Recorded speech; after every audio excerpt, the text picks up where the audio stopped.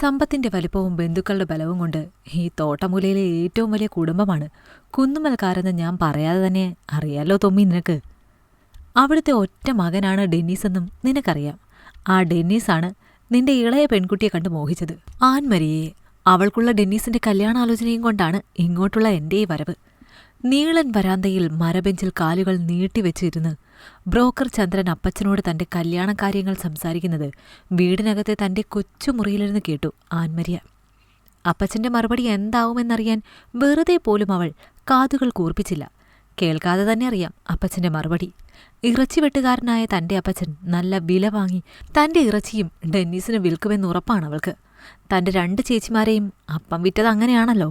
പുച്ഛം തിങ്ങിയൊരു ചിരി അവളുടെ ചുണ്ടിൽ തത്തിക്കളിക്കുന്നേരം ചന്ദ്രൻ ബ്രോക്കറോട് തന്നെ കാണാൻ വരാൻ ഡെന്നീസിന് അപ്പന് അനുവാദം നൽകുന്നത് കൂടി കേട്ടവൾ.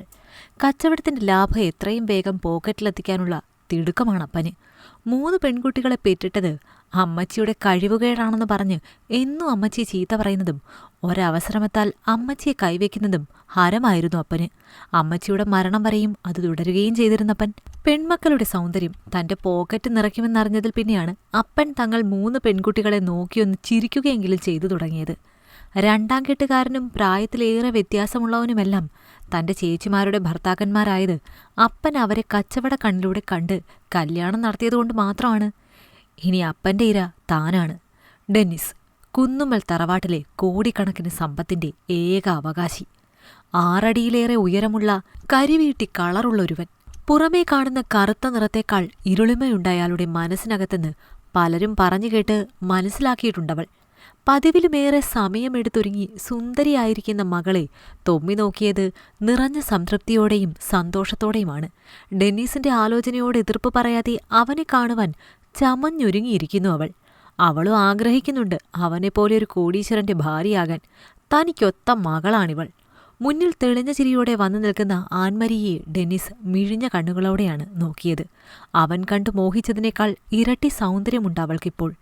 ഒരു സിനിമാ നടി സ്ക്രീനിൽ നിന്നിറങ്ങി വന്നതുപോലെ. ഉള്ളിൽ പറഞ്ഞു പോയവനറിയാതെ തന്നെ വിലപേശലുകളില്ലാതെ ഏറ്റവും അടുത്തൊരു ദിവസം മിന്നുകെട്ടിനായി തീർപ്പാക്കി. പിന്നെയും പിന്നെയും തന്റെ മകളെ തിരിഞ്ഞു നോക്കി പോകുന്ന ഡെന്നിസ് തൊമ്മിയുടെ സ്വപ്നങ്ങളെ വാനോളം ഉയർത്തിയപ്പോൾ അയാളിലെ ആർത്തി പൂണ്ട അപ്പനെ ഉള്ളിൽ പരിഹസിച്ച് ചിരിച്ചു ആൻമരിയ. മിന്നുകെട്ട് കഴിഞ്ഞാൽ ഉടനെ തരും 5 ലക്ഷം അവനെനിക്ക്. പിന്നെ നിനക്കുള്ള സ്വർണവും. അതാണ് ഞങ്ങളുടെ കരാറ്. സ്വർണം എന്തായാലും ഒരു 50 പവനിൽ കുറയില്ല, കൂടുകയുള്ളൂ. മിന്നുകെട്ട് കഴിഞ്ഞിറങ്ങുമ്പോൾ ആ സ്വർണത്തിൽ പാതി കൊച്ചപ്പൻ അഴിച്ചു തന്നിട്ട് വേണം പോകാൻ. അവൻ്റെ വീട്ടിൽ ചെല്ലുമ്പോൾ ചിലപ്പോൾ അതൊക്കെ അവൻ തിരികെ വാങ്ങിയാലോ. നമുക്ക് നഷ്ടം പറ്റരുത് കൊച്ചേ. പാതിയും മറക്കാതെ ഊരിത്തരണം കേട്ടോ. മിന്നുകെട്ടിന്റെ അന്ന് രാവിലെ ഒരുങ്ങാൻ വേണ്ടി ബ്യൂട്ടി പാർലറിലേക്ക് ഡെന്നിസ് പറഞ്ഞയച്ച ആൾക്കൊപ്പം പോവാനിറങ്ങിയ ആൻമരിയയോട് തൊമ്മി വന്ന് പറയുമ്പോൾ അയാളെ നോക്കി സമ്മതത്തിൽ വേഗത്തിൽ ശിരസിളക്കി ആൻമരിയെങ്കിലും പള്ളിയിൽ വെച്ച് ഒരുങ്ങി മുന്നിൽ വന്ന് നിൽക്കുന്നവളെ കണ്ടതും വാ തുറന്ന് നോക്കി നിന്നുപോയി തൊമ്മി. ഒരു സ്വർണ്ണക്കട തന്നെ തൻ്റെ മുൻപിൽ വന്ന് നിൽക്കുന്നത് പോലെ തോന്നി തൊമ്മിക്ക് മകളെ കണ്ടപ്പോൾ. 200 300 അതോ ഇനി 500? എത്ര പവനാവും മനസ്സിലെന്നയാൾ ആർത്തിയോടെ. അപ്പൻ പറഞ്ഞത് മറക്കണ്ടാട്ടോ. അപ്പന്റെ മോള് ഊരി തന്നേക്കണം പകുതിയും. അവളെ തന്നോട് ചേർത്തൊന്ന് പുണർന്ന് വിടുന്നേരം മറ്റാരും കേൾക്കാതെ അവളുടെ കാതിൽ പറഞ്ഞയാൾ. ഹൃദ്യമായ ചിരിയോടെ തനിക്കരികിൽ വന്നു നിൽക്കുന്നവളെ ഹൃദയം നിറഞ്ഞു നോക്കി നിൽക്കുമ്പോൾ അവളുടെ മുഖത്തെവിടെയെങ്കിലും തന്നോടുള്ള ഇഷ്ടക്കേടുണ്ടോ എന്ന് തിരഞ്ഞു ഡെന്നീസെങ്കിലും ഒരു നോട്ടത്തിലൂടെ പോലും തനിക്ക് അവനോടുള്ള ഇഷ്ടം അവനെ അറിയിച്ചുകൊണ്ടിരുന്നു ആൻമരിയ. ഡെന്നീസിന്റെ മിന്ന് കഴുത്തിലേറ്റുവാങ്ങി അവനോട് ചേർന്ന് നിന്നു ആൻമരിയ. അവിടെ കൂടിയിരുന്നവരുടെ എല്ലാം കണ്ണുകൾ തന്റെ പെണ്ണിന്റെ സൗന്ദര്യത്തിലാണെന്ന് കണ്ടതും അഹങ്കാരം നിറഞ്ഞു ഡെന്നീസിൽ. തന്റെ ഇടംകൈ അവളുടെ ചുമരിലൂടെയിട്ട് അവളെ തന്നിലേക്ക് ചേർത്ത് പിടിക്കുമ്പോൾ ഇവൾ എന്റെയാണെന്നൊരു ഭാവം നിറഞ്ഞു തെളിഞ്ഞു നിന്നു ഡെന്നീസിൽ. നീ എവിടെ നിൽക്കുക കൊച്ചേ, ഞാൻ നിന്റെ അപ്പനെയൊന്ന് കണ്ടിട്ട് വേഗം വരാം. തന്റെ ജുബയുടെ പോക്കറ്റിൽ തൊമ്മിക്കുള്ള ചെക്കുണ്ടെന്നുറപ്പുവരുത്തി അയാളെ പുറത്തേക്കിറങ്ങാൻ തുടങ്ങിയ ഡെന്നീസിന്റെ കൈത്തണ്ടയിൽ അവനൊട്ടും പ്രതീക്ഷിക്കാതെ ആൻമരിയയുടെ കൈമുറുകി. ഞാൻ ഡെന്നിച്ചനെ എനിക്കിഷ്ടമായതുകൊണ്ട് മാത്രമാണ് കല്യാണം കഴിച്ചത്.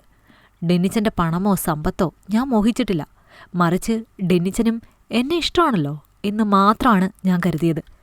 ഇന്നിപ്പോൾ എന്നെ കല്യാണം കഴിച്ചു തന്നതിൻ്റെ പേരിൽ എൻ്റെ അപ്പന് പണം നൽകാനാണ് ഡെന്നിച്ചൻ ഈ പോകുന്നതെങ്കിൽ എൻ്റെ അപ്പനും പണം നൽകി നിങ്ങൾ എന്നെ വിലയ്ക്ക് വാങ്ങിയതായിട്ടേ എനിക്ക് തോന്നും. അങ്ങനെ തോന്നിയാൽ ഞാൻ ഒരിക്കലും എന്ന് പറഞ്ഞാൽ എൻ്റെ മരണം വരെ നിങ്ങളെ എൻ്റേതായി കണ്ട് സ്നേഹിക്കില്ല.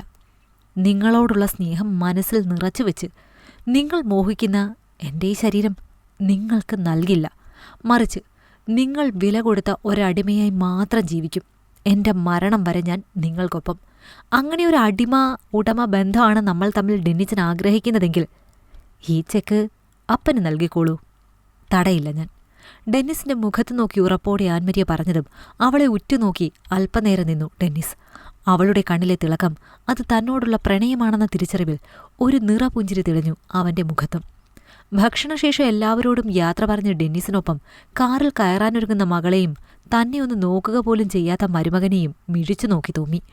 ആൻമരിയ കൊച്ചേ, ഒരു നോട്ടം കൊണ്ട് തന്നോട് യാത്ര പറഞ്ഞു പോകുന്നവളെ വെപ്രാളത്തോടെ വിളിച്ചുപോയി തൊമ്മി. ഒരു ചിരിയോടെ അയാൾക്കടുത്തെത്തിയവൾ. അപ്പച്ചൻ ആഗ്രഹിച്ച പണവും മോഹിച്ച സ്വർണവും ഞങ്ങളിൽ നിന്ന് പ്രതീക്ഷിച്ചാണ് അപ്പൻ്റെ ഈ നിൽപ്പെങ്കിൽ വെറുതെയാ. ഒന്നും കിട്ടാൻ പോകുന്നില്ല അപ്പന് എൻ്റെ കയ്യിന്ന്. ഡെന്നിച്ചൻ്റെ കയ്യിന്നും കിട്ടില്ല. അത് ഞാൻ മുടക്കി.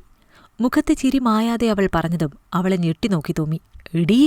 ശബ്ദം അമർത്തി ദേഷ്യത്തിലയാൾ വിളിച്ചതും മുഖത്തെ ചിരി മായാതെ അയാളെ നോക്കി നിന്നവൾ. എൻ്റെ സൗന്ദര്യം കണ്ട് അപ്പന് സ്വപ്നങ്ങൾ കാണാമെങ്കിൽ ആ സൗന്ദര്യം സ്വന്തമായുള്ള എനിക്ക് എന്താ സ്വപ്നങ്ങൾ കണ്ടൂടേപ്പാ? ഡെന്നിസിന് എൻ്റെ ഇനിയുള്ള ജീവിതവും എൻ്റെ ഈ ശരീരവും നൽകുന്നത് ഞാനാണ്. അപ്പോഴതിൻ്റെ ലാഭവും കൈപ്പറ്റേണ്ടത് ഞാൻ മാത്രമാണ്. എൻ്റെ ചേച്ചിമാരെ വിറ്റ കാശിനെയും മിച്ചമില്ലേ അപ്പൻ്റെ കയ്യിൽ. തൽക്കാലം അതുകൊണ്ടുള്ള സ്വപ്നങ്ങൾ കണ്ടാൽ മതി അപ്പൻ. എന്നാ ഞാൻ പോട്ടെ അപ്പാ. കണ്ട നേട്ടങ്ങളെല്ലാം ആൻമരിയുടെ വാക്കുകളിൽ തട്ടി തകർന്നു വീഴുമ്പോഴും ആ പള്ളിമുറ്റത്ത് വെച്ച് അത്രയും ആളുകൾക്കിടയിൽ വെച്ച് അവളോടൊന്നും പറയാൻ പറ്റാതെ തൻ്റെ ദേഷ്യം കടിച്ചമർത്തി നിന്നു തോമ്മി. തികച്ചും നിസ്സഹായനായി.